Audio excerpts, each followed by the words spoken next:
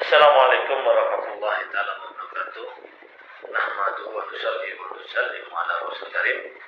Pada kesempatan kali ini saya akan menjelaskan sifat-sifat ruqyah yang diruqyah dan tata cara ruqyah. Jadi semua ada tata caranya. Yaitu sifat-sifat orang yang meruqyah, yaitu orang yang mengobati pasien. Jadi orang yang meruqyah itu orang yang mengobati si pasien yang ingin diobati. Yaitu sifatnya orang sebagai peruqyah, bagi penerapi, jadi harus memiliki sifat-sifat berikut ini, yaitu ikhlas. Seperti dalam firman Allah, wa ma umiru wa illa liya'budu wallahu mukhlishina lahuddin. Padahal mereka hanya diperintah menyembah Allah dengan ikhlas menaatinya semata-mata karena menjalankan agama. Al-Bayyinah ayat 98.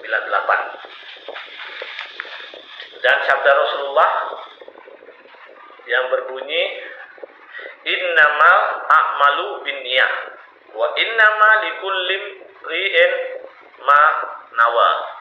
Sungguhnya amalan-amalan itu tergantung niatnya, dan setiap orang akan dibalas berdasarkan apa yang ia niatkan. Hadis riwayat Bukhari dan Muslim. Dengan izin Allah, niat memiliki dampak yang besar dalam ruqyah. Terlebih ketika orang yang meruqyah menghadirkan niat saat meruqyah, sehingga tidak menginginkan uang ataupun reputasi dengan membaca ruqyah, tapi menginginkan ridhonya Allah, pahala di sisi Allah dan negeri akhirat. Yang kedua, sifat ruqyah adalah mewujudkan tauhid untuk Allah semata. Orang yang meruqyah harus menganut akidah salafus salih, memiliki akidah yang baik, dan harus benar-benar waspada agar jangan sampai jatuh ke dalam kesyirikan dan segala media yang menjerumus ke sana. Sifat yang ketiga yaitu ittiba, mengikuti petunjuk Nabi Shallallahu Alaihi Wasallam.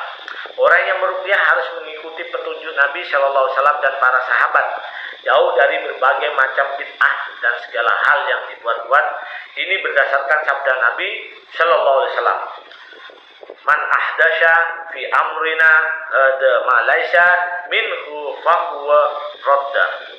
Siapa yang membuat-buat hal baru dalam urusan agama kami yang bukan bagian darinya, maka amalannya tertolak.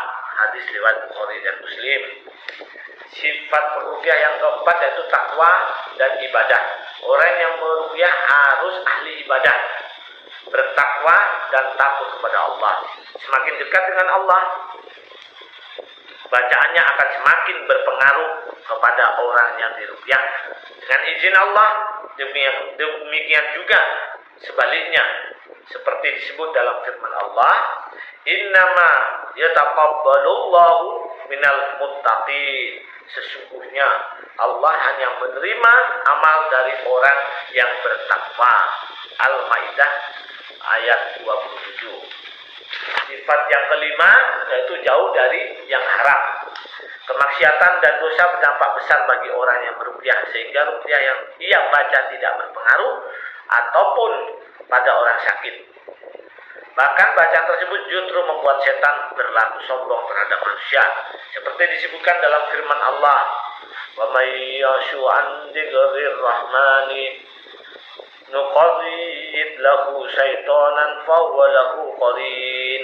Dan barang siapa berpaling dari pengajaran Allah yang Maha Pengasih, Al-Quran, kami biarkan setan menyesatkannya dan menjadi teman karibnya. Al-Zuhruf ayat 36. Sifat yang keenam yaitu peruqyah harus berpengalaman, memiliki pengalaman dalam ruqyah.